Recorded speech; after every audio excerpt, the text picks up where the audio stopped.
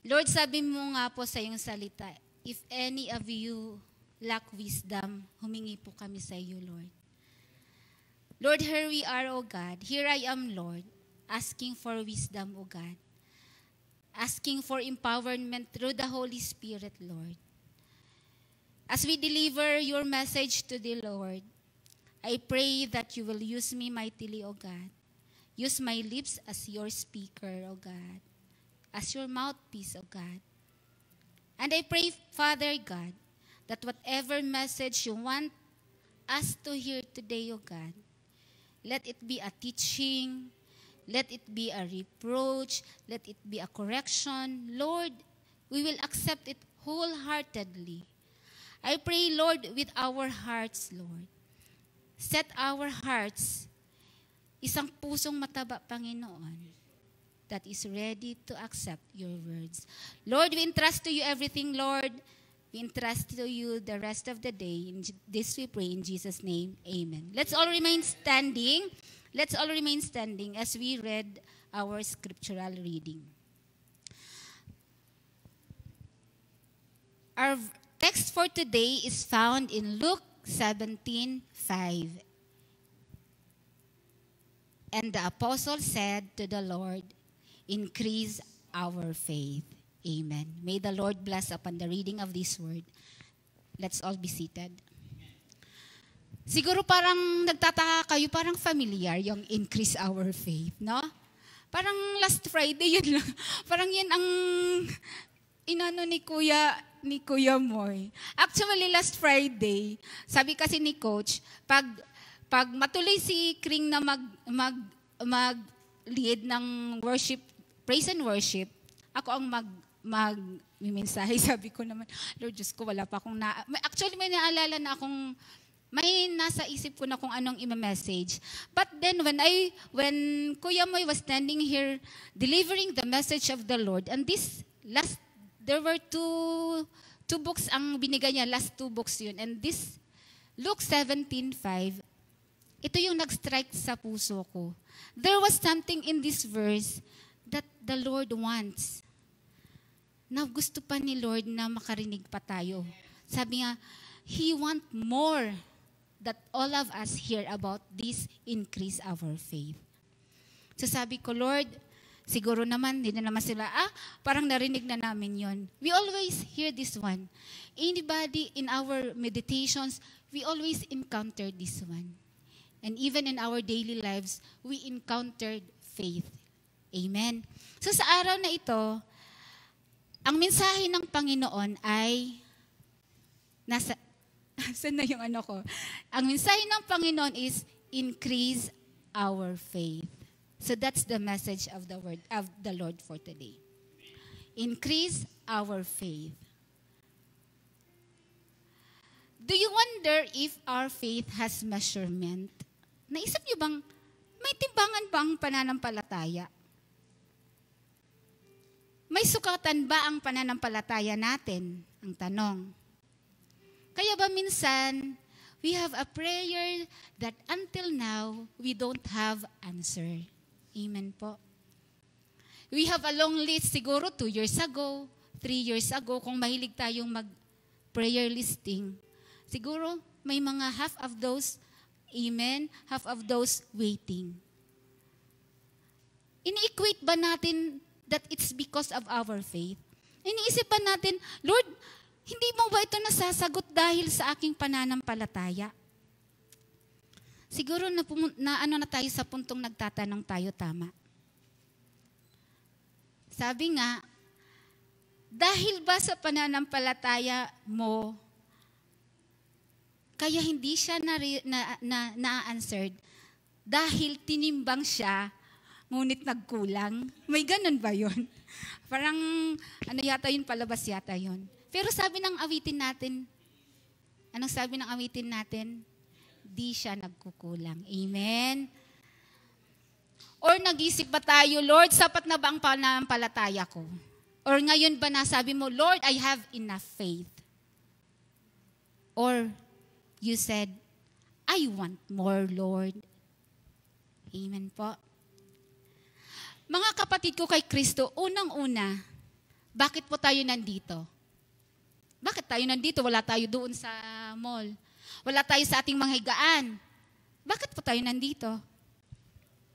It's because of your faith. Amen po. Kung ako na nga lang, ilang araw straight na duty kami, kayo. Straight kaming duty. So dapat ngayon pa lang, ay gusto ko nang pumahinga, gusto kong maglaba. Hindi ako nakapaglaba ng ilang araw. Or di kaya, matutulog na lang ako, tatawag na lang sa Pilipinas or makikipagchismisan, ganun. But it's not what we are doing.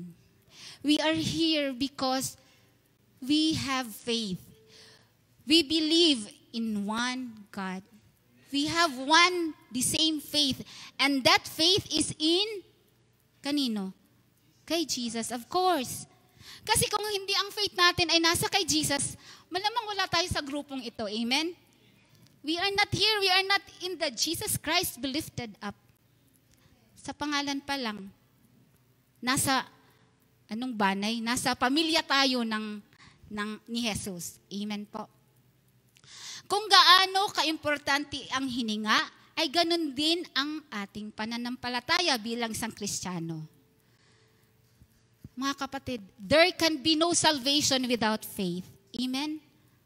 Wala pong salvation. Mafi-fayda kung wala kang pananampalataya. Because bakit? Ephesians 2 verses 8 and 9. Anong sabi? For by grace you are saved through faith. Sa pananampalataya.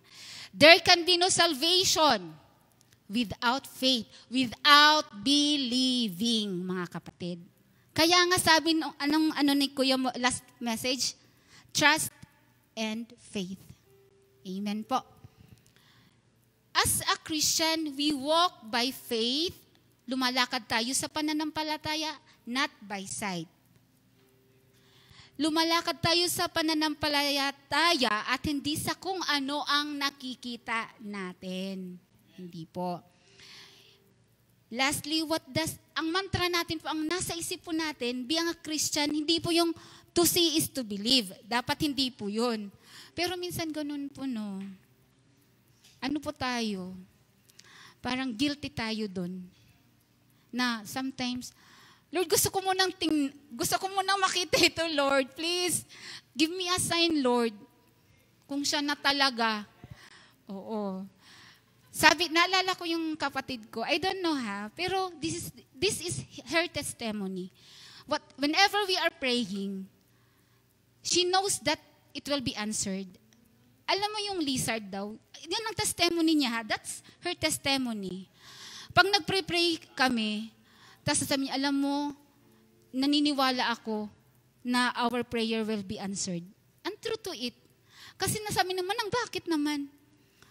Kasi yung lizard daw, maingay.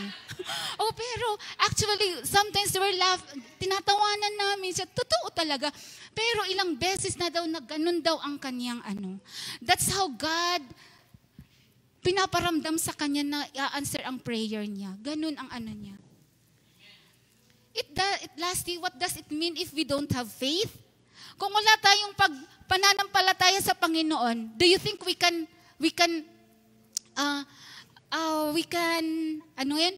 please God? Kung wala tayong pananampalataya, ma-please ba natin ang Panginoon? Hindi, tama. Because sabi sa salita ng Panginoon, without faith, it is impossible to please God. Hebrews 11:6. So, kailangan natin ng pananampalataya para tayo ma-connected sa ating Panginoon. Amen po. So, faith is a mysterious thing. Hindi mo siya maintindihan. Tama po ba? Amen po ba? Naniniwala po ba kayo na dumating kayo sa puntong minsan di mo maintindihan ang pananampalataya mo? Bakit? Sometimes we can be strong. Yes, Lord, I will follow you, Lord. Hindi ako lilingon, hindi ako, sida-sida ako, Lord. Yes, Lord, I will hold my temper. Kahit anong galit ko, Lord, I will hold my temper. And then suddenly, kumusta ka bukas? Lord, keep my heart still, O Lord. Pero kumusta bukas? Sa sunod na araw, kaya pa ba? Diba minsan hindi? Minsan hindi natin nakakayanan. Mga kapatid, hindi lang po tayong nakakaranas niyan. Bakit?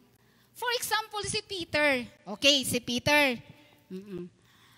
Marami yan sila. Si Peter, nung nasabi nga, nakita niya si Jesus na naglalakad sa tubig. Jesus, pupunta ako sa iyo. Excited siya pumunta sa, kay Jesus. Ang energy ni Peter, kumbaga ang faith niya ay napakataas. Kahit alam niyang nasa seabed siya, maglalakad siya. Mataas ang pananampalataya niya. Pero what happened kung anong nangyari sa dulo ng kanyang desire to go to Jesus? When he was about to drown, nang lumingon siya, anong nangyari? Diba? Ganun ang faith natin, ang taas. At minsan naman, nawawala. Bakit? Look at the disciples again. The disciples again, when they were with Jesus in the Sea of Galilee, when Jesus was resting, there was a storm. Natulog si Jesus. They were rattled. Takot sila. Ano kayang gagawin nila? And then anong ginawa ni Jesus? Jesus rebuked the storm and even the disciples. He rebuked the disciples because sabi niya, have faith. Wala daw kayong pananampalataya. Nandun na ang object ng faith, ha? Nandun na si Jesus. Lord, increase our faith. Ito po ang desire at pagsasamo ng mga apostoles kay Jesus. Lord, increase our faith, sabi ng mga disciples. Who are these disciples? Sila yung kasama ni Jesus sa kanyang entire earthly ministry. Sila yung witness ng teachings, ng miracles, and even death and resurrection of Jesus. Amen po ba? Kung baga, hindi yun chismis yung nakita nila. It was a first-hand information. Hindi lang nila yun nabasa. Kitang-kita ng mata nila. It was a first-hand experience and first-hand information. Sabi nga nila, parang itong kapanahonan ni Pacquiao pag naririnig, kung baga blow by blow na nakikita nila, no? Parang ganon. Kitang-kita nila kung paano ang action ni Jesus. But then, anong mayroon? Kitang-kita nila ang kamamanghamanghang ginawa ni Jesus, but still they're asking for increase of faith. Siguro ang iba dyan, mag-iisip, how much more us? How much more me? Na ang faith ko ay nakita ko, parang narinig ko lang sa Biblia, narinig ko lang sa message ng pastor. Hindi ko talaga siya nakita, hindi ko talaga ako naging eyewitness. Paano na lang kaya ako? How much faith ang kailangan natin? Or let's say, how much faith is enough? Bakit ang mga apostoles ay nanghihingi ng increase? Siguro ngayon sa Pilipinas, ang iniisip nila, increase sa sahod. Ang sahod. Hindi kaya, Lord, ang bonus.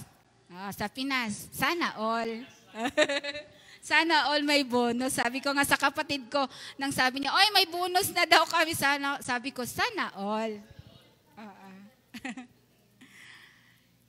Why the apostles asking for more faith, mga kapatid? Let's read Luke 17, starting sa verse 1. Ayan. And he said to his disciples, temptations to sin are sure to come, but woe to the one through whom they come.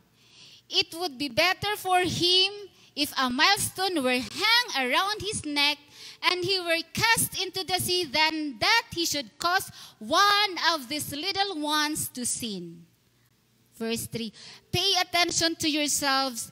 If your brother sins, rebuke him. And if he repents, forgive him. And if he sin against you 7 times in that day, and turns to you 7 times saying, I repent, you must forgive him. Mga kapatid, kaya ba? Kaya ba? Consistent? Consistent ba?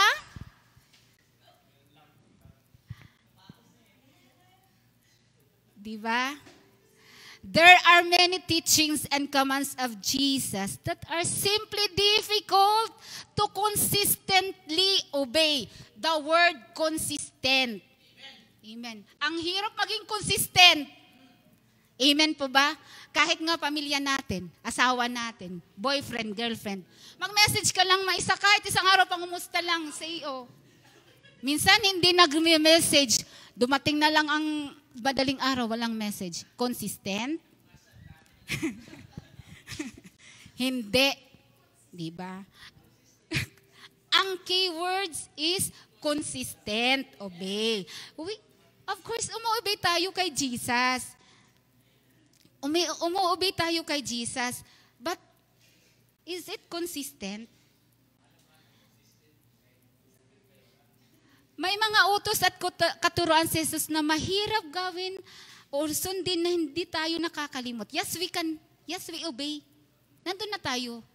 Tama? Amen? Umu-obey naman po tayo. But, kaya nga tayo, ang buhay natin ay hindi na ganyan. Na ganyan-ganyan. Pero dapat importante na dapat ang target natin pumunta sa langit. Huwag tayong maabutan ni Lord na nasa left tayo. Amen. Kaya araw-araw, dapat magpa-remind tayo sa Holy Spirit. The apostles said to the Lord, increase our faith. Hindi nila sinabi na, Lord, keep our faith burning, or Lord, sustain our faith, but rather increase. Kasi naman po, napakahirap. It's humanly impossible to do this task.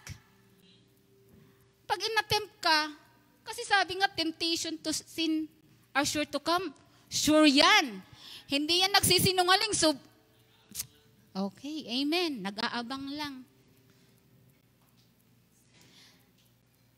Mahirap gawin. It takes a lot of faith to forgive ones who hurt us. Amen? To overcome temptation. Ay naku, ang hirap po. To trust even the road isn't clear. Ang hirap pag wala po tayong pananampalataya.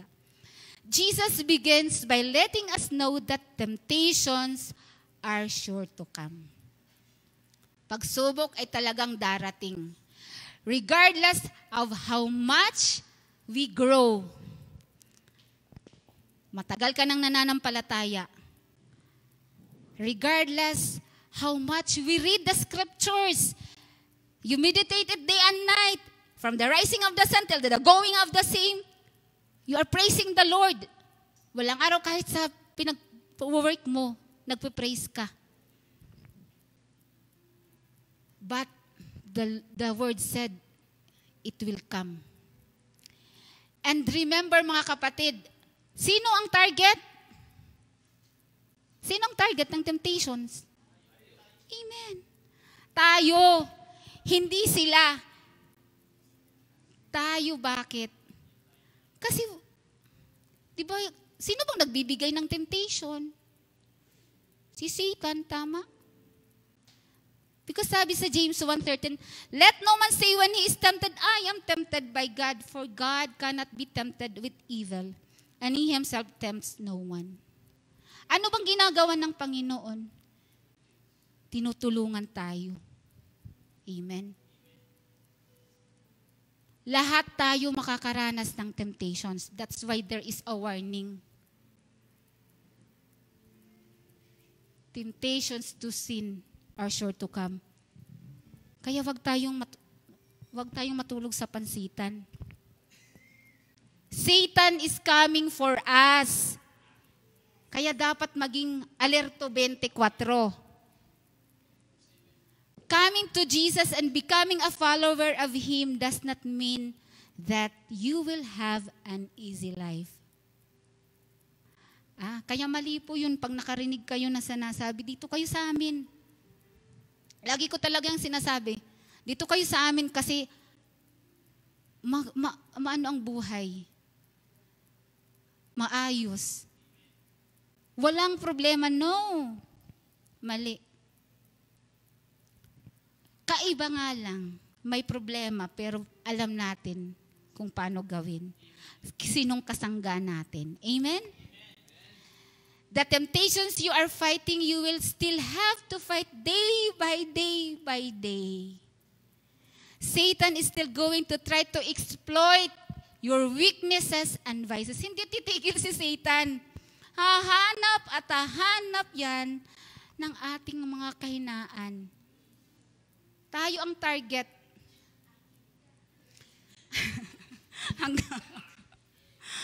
Akin ka daw, sabi.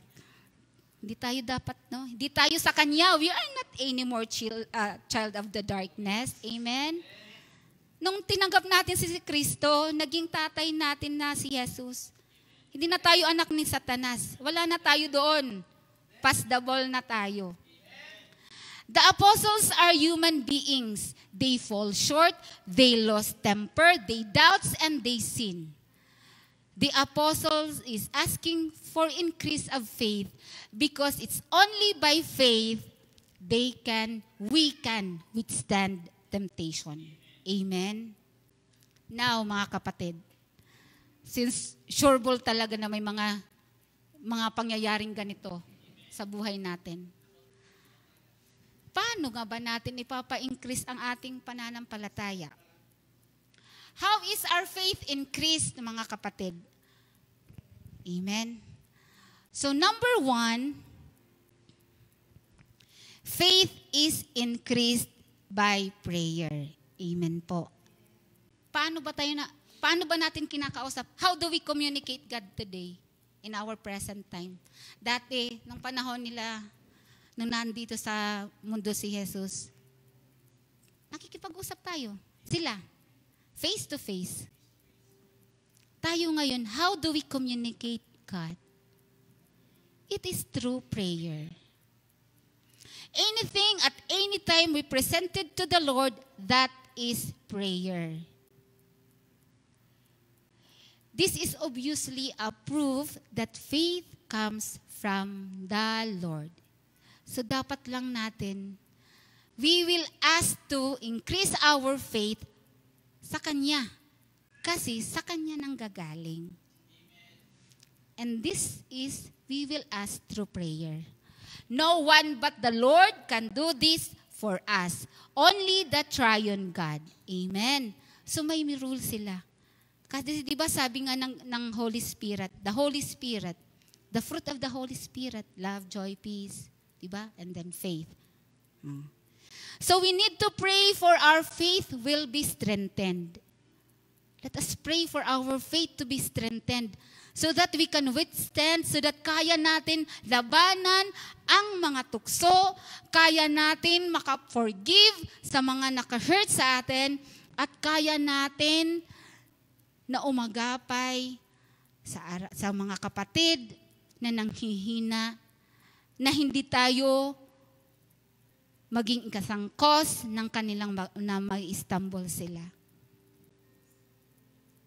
That is faith. Faith is only found in Jesus. Amen? Kaya, dumako tayo sa pangalawa. Faith is increased through looking unto Jesus. Verse 5 said, sa ano natin? And the apostle said, Lord, increase our faith. Let's reflect the actions of the apostles. Anong ginawa nila? Diba saan sila humingi? Kay Jesus. They are certain of what they are doing. Alam nila kung kanino sila hihingi. Hindi nila sinabi, Brother Peter, kami bahala, back up kami sa iyo. Hindi nila sinabi. Or di kaya, saan ba natin makukuha yung faith na yon? Hindi. They are sure and they are certain that the faith that they wanted is found in Jesus. Sure sila. They were not depending on each other. They said, Lord, increase our faith. They know exactly who can increase their faith. Pag sinabi natin na looking unto Jesus, what does it mean? It means that we pray to Him alone. We submit to His divine will and surrender kasi He alone can help us. He is with us until the end of times, and He alone, the only friend that died on the cross to redeem you, to redeem me, and anyone who believes and accepted Him as their personal Savior. Let us be like the apostles. Let us be like the disciples. That when temptations, trials, or circumstances in life, let's look unto Jesus. Let's look unto Jesus. Alam natin, huwag tayong tumingin sa iba. Huwag natin tingnan ang kapatid natin, ang kanyang pananampalataya. Yes, sometimes. Because sabi nga, dapat yung pananampalataya natin ay maging role model tayo. Dapat mag-reflect ang goodness ng Panginoon sa buhay natin. But then, tao lang din sila. We are human. We are subject to sin. But sabi nga, let's our eyes be fixed to Jesus. Amen? Kaya nga kailangan natin alone to Jesus. Looking alone to Jesus. Jesus lang talaga. Jesus, kasi pag tumingin ka sa kapatid mo, sa katabi mo, kung tumingin ka sa asawa mo, sa pananampalataya ng asawa mo, or sa kaibigan mo, or sa pastor natin, or sa mga leaders natin, sometimes we're going to fail. Warning, let us look our faith unto Jesus so that we will increase it. Amen? Number 3, parang mabilis na, no? Okay. Faith is increased through the Word. Ang pananampalataya ay lumalago sa pamamagitan ng kanyang salita. Jesus without word, hindi po yun. Hindi po siya. And word without Jesus, hindi din po. Amen po ba? Di natin pwedeng paghiwalin, si Jesus lang. Naniniwala lang ako kay Jesus, pero sa salita, hindi ako naniniwala sa sinasabi ng Biblia. Pero naniniwala ako na may Jesus. Kasi yun ang sabi nila. But the works, yung mga ginawa ng Panginoon, yung mga sabi dito sa Biblia, di ako naniniwala. No. Hindi yun. Inseparable po yun. Bakit? John 1:1, in the beginning was the Word, and the Word was with God, and the Word was God. Amen po. So hindi po natin sila pwedeng papaghiwalayin. 2 Timothy 3:16, all Scripture is breath of God and profitable for teaching, for reproof, for correction, and for training in righteousness. Amen po. So hindi pwede. Kailangan natin basahin ang salita ng Diyos. Kailangan tayong manalig sa salita ng Diyos. That is the basis for trusting God for the present and the future. To have more faith, it requires that we remember anong ginawa ng Diyos sa buhay natin. Reflect back. Ilang laban na bang pinagdaanan ko, Ate Brenda, ilang laban na bang pinagdaanan mo at nagtagumpay ka? Okay. Oh, di ba? The older you sa edad, the more. Yes, amen. Marami na tayong pinaglaban na nananalo tayo dahil sa tulong ng Diyos, dahil sa pananampalataya natin. Reflect back, reminisce God's faithfulness, His grace that abounds. Amen po. Minsan kasi, ang hirap mag-reflect back, no? Kasi minsan sa pag-reflect natin, nandoon ang mga heartaches, nandoon yung mga suffering na naalala natin. But sabi kasi dito, i-reflect natin. Why? Because in our reflection, naalala natin na, Lord, oo nga pala, no. Kung hindi dahil sa'yo, wala ako dito. Kung hindi dahil sa'yo, kahit nung time na yun, kahit palunod na ako, hindi ako nalubog. Yun. Muntik lang, pero nalulunod, pero hindi lumubog. Oh, amen. Since God has cared for us in the past, it gives us reason to trust Him for the future. And trusting to God starts in trusting the Word. Yun lang naman po kasi. Tayo nga, pag sinasabihan tayo na, ibibigay ko ang aming kalupaan pala, pag nanliligaw pa lang. Noong unang panahon, yon ng mga ano pa, yung mga old, naniniwala. Pero alam naman natin na, bluff lang yun. Pag naano na, wala. Ano daw? May sinasabi ang kapatid dito. Yun. We must trust the word of the Lord. Ang salita ng Diyos ay revelasyon ng Diyos. The word is the revelation of God Himself. And it contains many promises. He has never broken a promise. Amen po ba? And He never will. We need to feed our souls on the promises of God. Kaya nga kailangan natin, pakainin natin yung kaluluwa natin ng mga salita ng Panginoon. Para, yan, payat nga lang daw siya, pero spiritually, full. Physically thin, but spiritually full daw yan. Thick, chubby. Ano bang masasabi natin? Siksik at liglig. That faith, we will find that our faith will grow. And as we read the Word, maano natin na lumalago ang pananampalataya natin. This is such an important part of faith that a growing faith is impossible without it. Amen po ba? Kung wala pong salita ng Diyos, talagang hindi po tayo tutubo.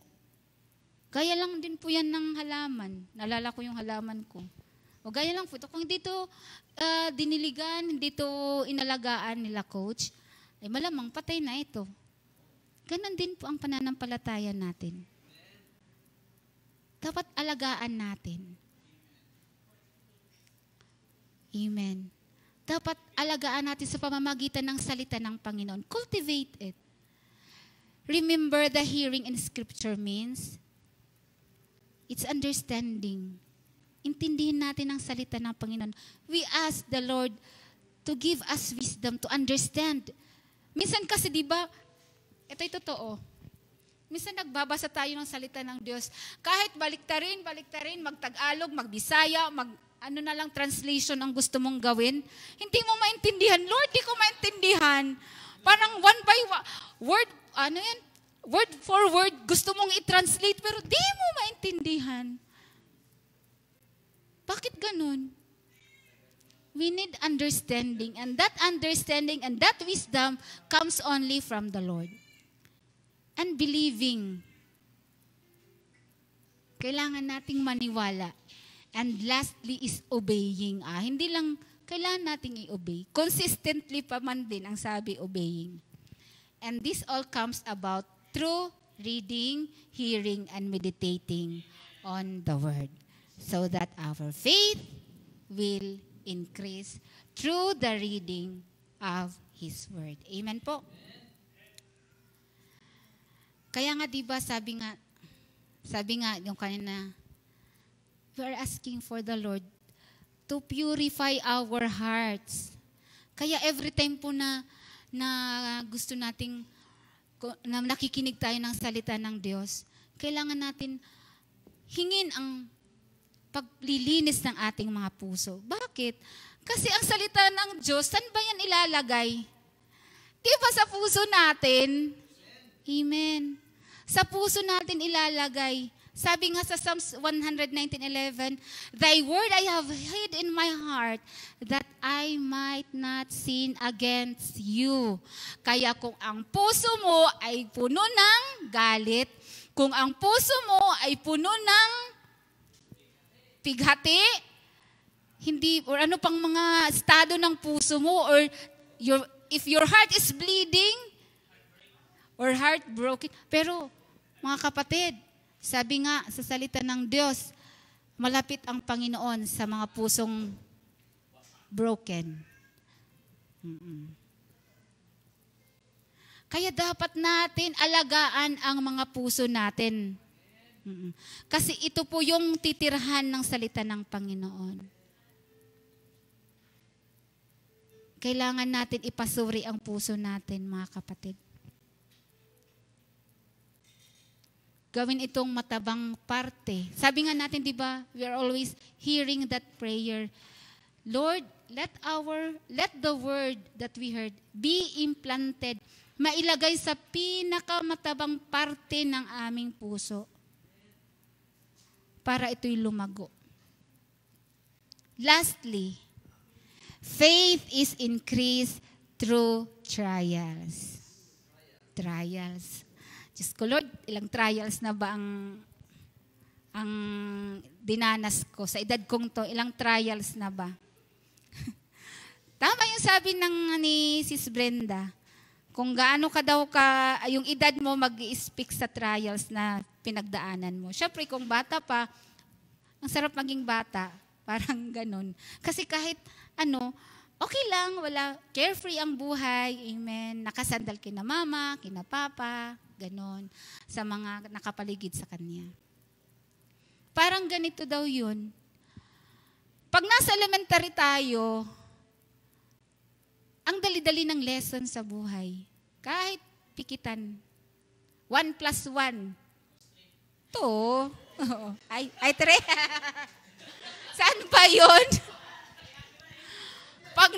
Pag nag-high school na, Diyos ko Lord, ito na geometry, algebra, parang algebraic expression, di ko na nga maalala ang algebraic expression. Pag napunta na meron pang physics, paano na lang, di ba? Lume-level up. Kaya nga ang faith natin kailangan lume-level up. Hindi na ganito, hindi nami-maintain. Kasi we have all our trials. Salvation does not make us immune to troubles. Hindi yung pinangako ng Lord. And let it be said that God is not seeking to destroy our faith. Hindi. May mga trials tayo sa buhay, hindi para basagin tayo, para wasakin tayo, but what will be the result? These trials will increase our faith. It will strengthen our faith. Sabi nga sa verse sa James 1:2, count it all joy. Count it all joy, my brothers, when you meet trials of various kinds. For you know that testing of your faith produces steadfastness. Yun pala, steadfastness pala ang fruit ng trials. Steadfastness. Spiritual perseverance. We count it joy because it teaches us to be dependent to the source of faith, and we learn to fully trust Him. Faith is grace of God to us. Hindi dahil deserve natin, it is a gift. We have all our trials, sabi nga. We all have our stories in life. Iba-ibang trials, physical, emotional, workplace trials, family trials, relationship trials. This takes various forms. Amen po ba? Lahat.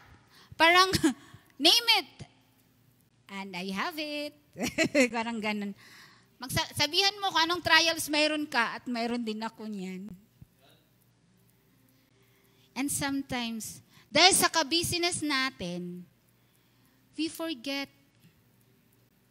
We forget to read the Word of God. We forget to meditate. We forget to attend the church. We forget to attend the activities. And therefore, we are not looking daily to the Lord. We are at lost. Sabi nga, ang faith daw natin is not exercise kung wala pong trials. Amen po. Ito po'y totoo. Kasi naman, kung wala ka namang na pinagdadaanan, wala lang. Yes. Life is easy. Di mo maalala. Wala naman. Okay lang. Kumusta? Okay lang. Pero, hindi mo kasi naalala. Wala kang trial sa pinagdadaanan. Hindi na pra-practice. Hindi na pra-practice ang iyong pananampalataya. Let us all be thankful to God if we face trials in life. Magpasalamat tayo sa mga trials. Sabi nga, sa isang lyrics ng kanta, parang palagi ko na lang, naalala ko pag mga ganito, parang may lagi akong kanta na ano. Sabi, I thank you, Lord, for the trials that comes my way. Because in that, I can grow each day. Because it can grow each day. Trials grow our faith each day. Amen po ba?